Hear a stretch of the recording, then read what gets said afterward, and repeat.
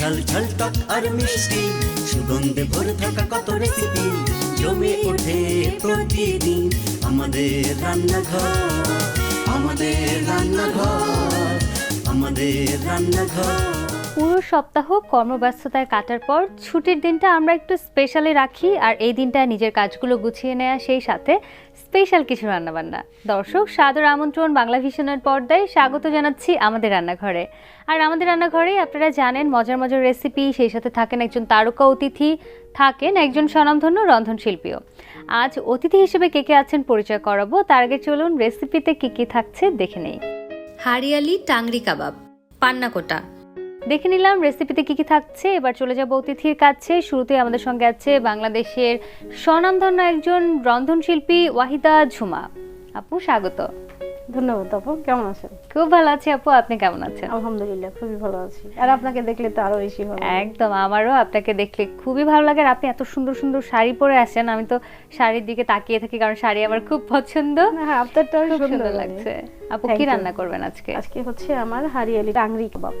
হারিয়ালি টাংরি কাবাব। টাংরি কাবাব, আচ্ছা দর্শক, হারিয়ালি টাংরি কাবাব করতে কি কি উপকরণ লাগছে শুরুতেই দেখে নেই। চিকেন, চিনি, আদা রসুন বাটা, লেমন জুস, মিন্ট লিফ ধনিয়া পাতা, পুদিনা পাতা, কাঁচামরিচের মিক্স বাটা, টক দই, গরম মশলার গুঁড়ো, জিরার গুঁড়ো, ধনিয়ার গুঁড়ো, মেথির মিক্স বাটা এবং বিট লবণ।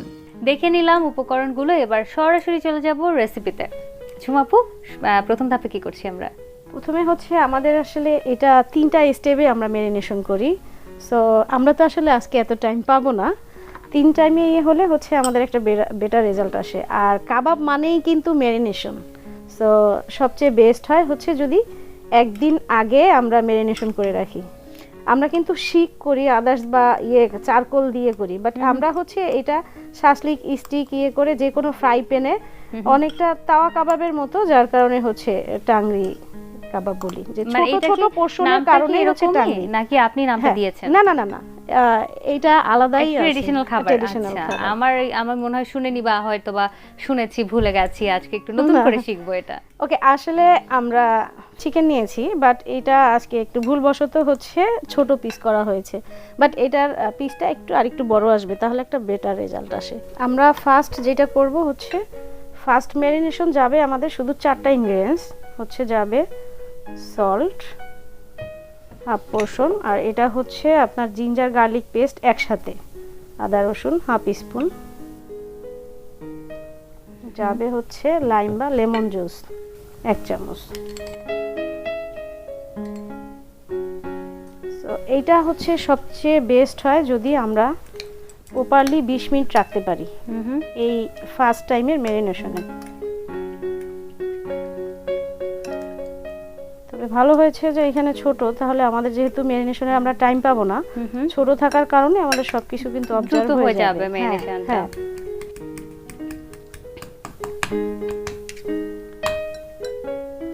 এরপরে হচ্ছে এটা একটু রেস্টে রেখে আমাদের যে আরেকটা রেডি করতে হবে ইনগ্রেডিয়েন্টস, সেটা হচ্ছে আমি একত্রে এটা ব্লেন্ডার করে নিয়েছি। মিন্ট লিফ, তারপরে হচ্ছে কোরিয়ান্ডার লিফ, মানে ধনিয়া পাতা, পুদিনা পাতা, কাঁচা মরিচ, আর হচ্ছে একটু ব্ল্যাক সল্ট বা বিট লবণ যেটা বলি। আচ্ছা, তার মানে সবুজ ইনগ্রেডিয়েন্টসগুলো একসাথে মিক্স করে বিট লবণ একদম গ্রিন, হ্যাঁ কাবাবটা ফুল গ্রিন হবে। সো আমরা হাফ পোরশন প্রথমে হচ্ছে ম্যারিনেশন করে রাখবো, 20 মিনিট পরে হচ্ছে আমাদের এই ম্যারিনেশনটা, বাট আমরা সাথে সাথে করে নিলাম। এবার হচ্ছে আমাদের থার্ড ম্যারিনেশনে আসবে সেম আমাদের পুদিনা পাতা, এর পাতার সাথে হচ্ছে যাবে টক দই 2 চামচ, একটু যাবে সুগার, আমাদের স্পুন এক্সট্রা নাই, ফর টেস্ট একটু কি আমরা চিনি দিচ্ছি? হ্যাঁ, একটু চিনি টেস্টের জন্য। এটা হচ্ছে আমাদের এটার সাথে হচ্ছে কাসুরি মেথি, তারপরে হচ্ছে আমাদের গরম মশলা সব একত্রে করে আমি এটা মিক্সড করে রেখেছি। এটা হচ্ছে একটু জিরার গুঁড়া, এটা কি ভাজা জিরার গুঁড়ো? হ্যাঁ একটু, আর এটাও হচ্ছে ধনিয়া পাতা, আদা, হচ্ছে মেথি, সবকিছু মিক্সড করা। সো এটাকে আমরা আবার ভালোভাবে মিক্সড করব।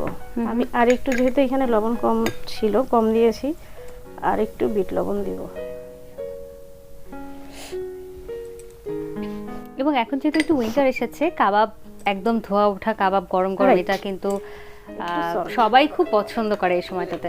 বিশেষ করে শীতে কিন্তু আলাদা কাবাব, যদিও সব সময় সবার ফেভারিট, তারপরেও শীতে কিন্তু আলাদা একটা আমেজ আছে কাবাব খাওয়ার মধ্যে।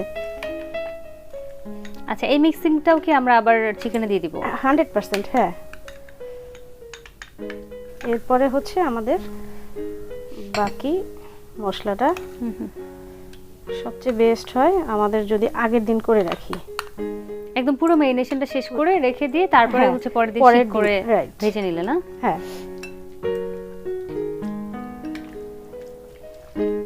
একটু গরমে আগেই রাখতে হবে। আচ্ছা, মানে একটু একটু পুড়ে নিতে হচ্ছে। হ্যাঁ।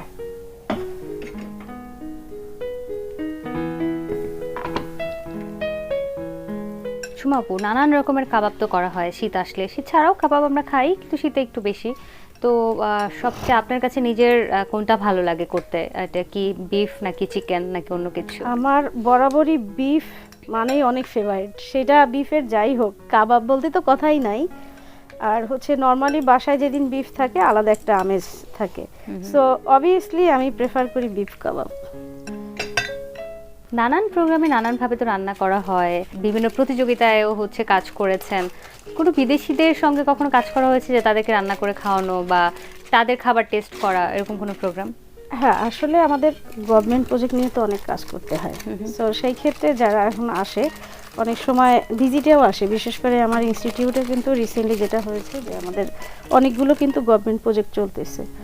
সো সেই ক্ষেত্রে রিসেন্টলি আমাদের একটা প্রোগ্রাম হয়ে গেছে, এটা হচ্ছে কোরিয়ানদের ওদের কিছু প্রোডাক্ট আমাদের বাংলাদেশে লঞ্চ করার জন্য, মৌসান করার জন্য ওদের কিছু রেসিপি, ওদের কিছু ইনগ্রিডিয়েন্টস নিয়ে আসছে। সো ওরা ওদেরটা প্রেজেন্ট করছে, আমরা বাংলাদেশি যারা আমাদের খাবারগুলো প্রেজেন্ট করছি। এটা কি ঢেকে দিতে হবে না? হ্যাঁ, একটু তেলটা হালকা, এটার সাথে যদি একটু ঘি বা আদার্স তেলটাও হবে, স্মোকটা উঠে আসে তখন, হ্যাঁ। তাই না, তেলটা দিলে? রাইট। এটা একটু কভার করে আমরা 2 মিনিট রাখবো। তার মানে কাবাবের যে একটা পোড়া স্মেল, সেটা এখন এটা চলে এটার মধ্যে আসবে, চলে হ্যাঁ। আসবে। এবার হচ্ছে আমাদের স্মোকিটা ভিতরে যাওয়ার মধ্যে হচ্ছে আমরা এটা একটু প্রিহিট দিয়ে রাখি ফ্রাই প্যানে, যেহেতু আমরা ফ্রাই প্যানে হচ্ছে আজকে, সো এটা হচ্ছে আমাদের শ্যালো ফ্রাই হবে।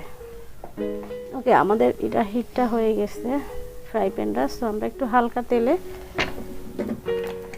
হ্যাঁ, মানে বালাচাওটা তো ওয়ান কাইন্ড অফ একটা ভর্তার মতোই হয়। আসলেই কিন্তু এটা টেস্ট, বিশেষ করে এত তো আমাদের টাইম থাকে না, বাট যদি করতে পারা যায় সেটা কিন্তু আসলে একটা হিউজ পরিমাণ কিন্তু খাওয়ার একটা ইয়ে আসে।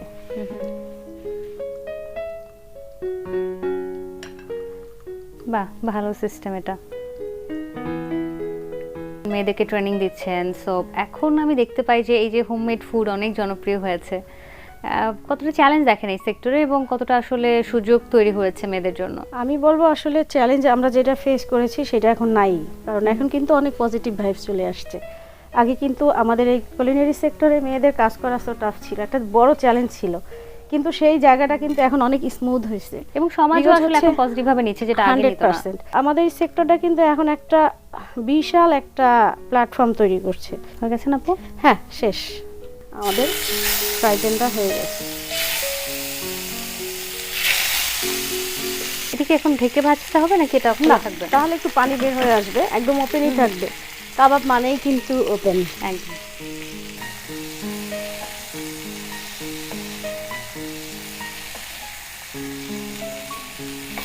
বাহ, কালারটা কিন্তু পোড়া পোড়া একটা কালার তো আছেই, সেই সাথে সবুজ, মানে হ্যাঁ। খুব সুন্দর একটা কালার এসেছে। টোটাল পার্টটা, হ্যাঁ। ওকে, আমাদের কিন্তু এটা হয়ে গেছে। হ্যাঁ, আমরা তাও উঠিয়ে ফেলতে পারি।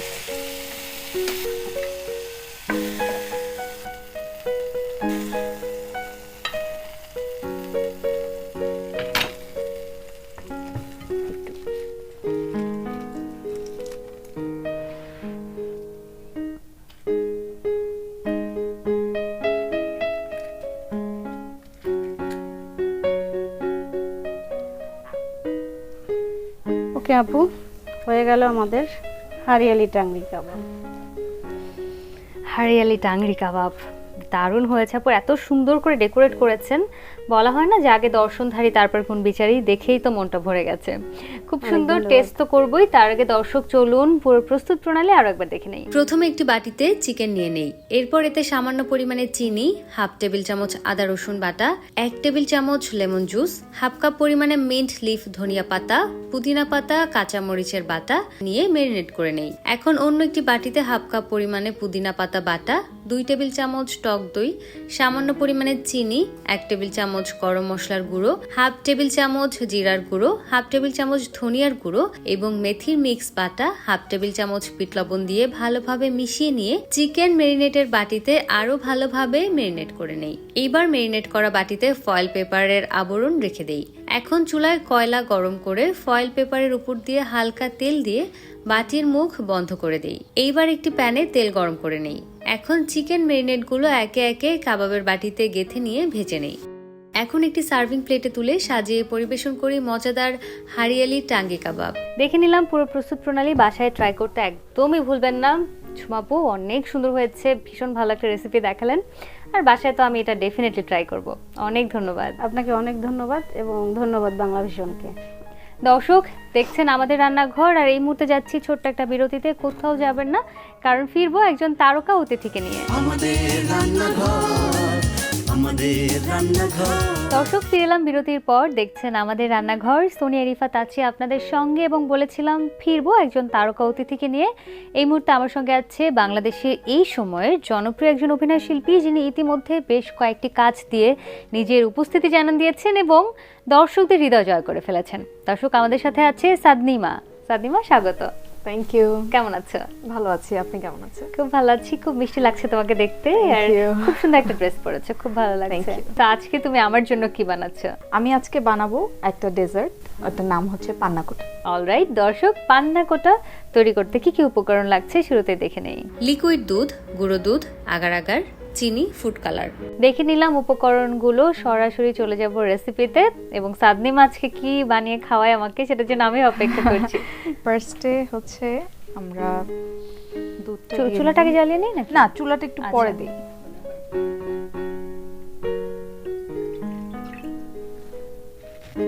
ওকে, এরপর হচ্ছে এই গুঁড়া দুধটা দিতে হবে। গুঁড়ো দুধটা পুরোটাই দিয়ে দিচ্ছি। ফার্স্টে মিক্সড করে নেই। চুলার জালটা বন্ধ থাকবে, আগে একটু ব্লেন্ড করে নেব আমরা।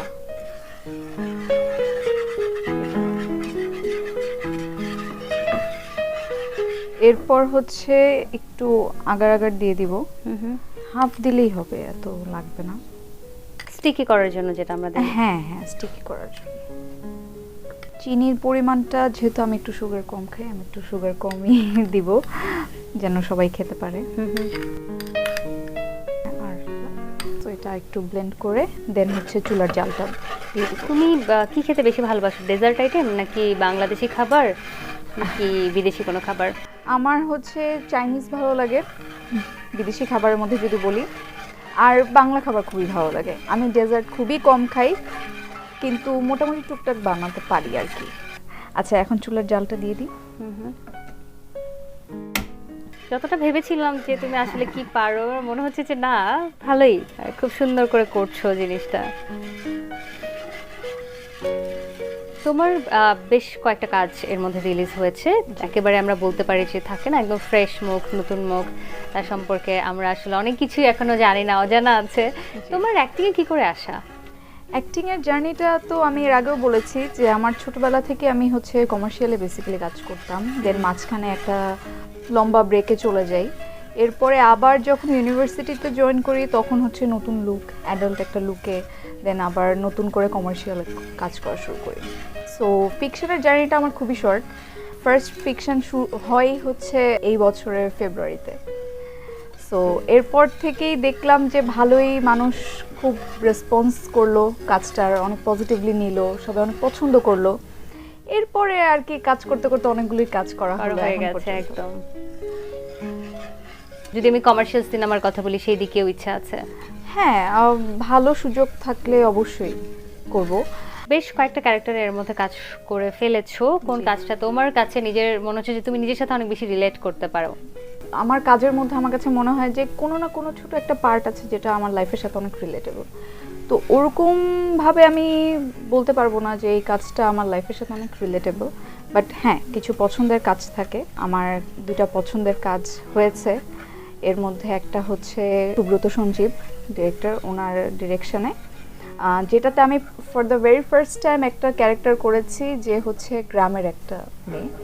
আমি আমার মানে বড় হওয়াটা শহরেই, তো গ্রামের চরিত্রে কাজ করা বা গ্রামের মেয়েরা কিভাবে চলে, কিভাবে কি খেলে, আমার এগুলোর ব্যাপারে কোনো আইডিয়া ছিল না কখনোই। ইভেন আমাকে বরিশালের ভাষায় কথাও বলতে হয়েছে, জানি না কতটুকু পেরেছি, কিন্তু চেষ্টা করেছি। ওই কাজটা আমার কাছে স্পেশাল এবং হালকা একটু আমি ড্রাফট দেখেছি। আচ্ছা, তো আমার কাছে ওই ড্রাফটটা দেখার পর মনে হয়েছে যে কি না, যতটা খারাপ ভেবেছিলাম এতটা খারাপ হয়নি। আচ্ছা, তার মানে বাকিটা দর্শক দেখলে তখন তুমি ফিডব্যাকটা পাবে। সেটাই। নামিয়ে ফেলবো, নামানোর পরে বাকিটাতে আমি কিছু কালার অ্যাড করব, দেখতেও সুন্দর লাগবে, খেতেও ভালো লাগবে। আমি এখন এখান থেকে কিছু উঠিয়ে রাখবো।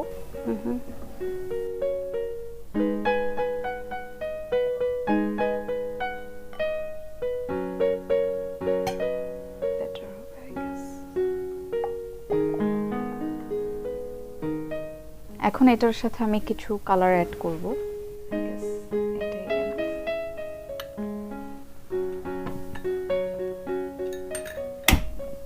আচ্ছা, এটা যখন ফার্স্টে দিব, এটা একটু ঠান্ডা হতে সময় দিতে হবে। এরপরে আবার যখন আমরা এখানে কিছু থাকবে ওটার সাথে ফুড কালার অ্যাড করে একটু সময় নিয়ে আবার একটু ব্লেন্ড করে দেন এটা আবার ঠান্ডা হওয়ার পর আবার উপরে দিতে হবে। মানে সেট হতে একটু সময় দিতে হবে। হ্যাঁ, সেট হতে একটু সময় দিতে হবে। ওয়াও, আমার ড্রেসের সাথে ম্যাচ হয়ে গেছে একদম। Okay, I think this is ডান।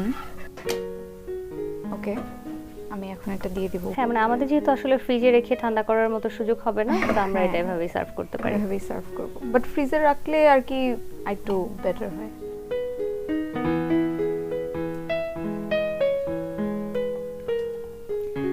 এটা কিন্তু আর একটু ভালো হয়েছে, মানে দুটো লেয়ার না হয়ে একটা মিক্স লেয়ার হয়েছে আর কি, দেখতে ভালো লাগছে। যেহেতু আমরা একটু সময় দিলে, একটু ফ্রিজে রাখলে দুটো পর পর সেট হতো, দুটো লেয়ার হতো। আপু, তৈরি হয়ে গেল পান্না কোটা। পান্না কোটা, বাহ, খুবই কালারফুল ডেজার্ট। আমি যদিও ডেজার্ট খেতে খুবই পছন্দ করি, খাওয়া হয় না বিকজ একটু চিনি বেশি থাকে, বাট আজকে এটা ট্রাই করবো যেহেতু তুমি বানিয়েছো স্পেশালি।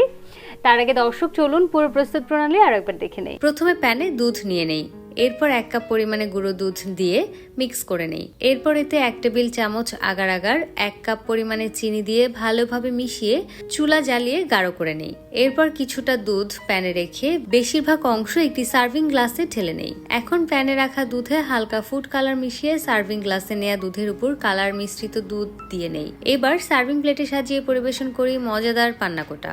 দেখে নিলাম পুরো প্রস্তুত প্রণালী। এরকম একটি কালারফুল ডেজার্ট আপনারাও কিন্তু বাসায় ঝটপট তৈরি করে ট্রাই করতে পারেন নিজেরাই।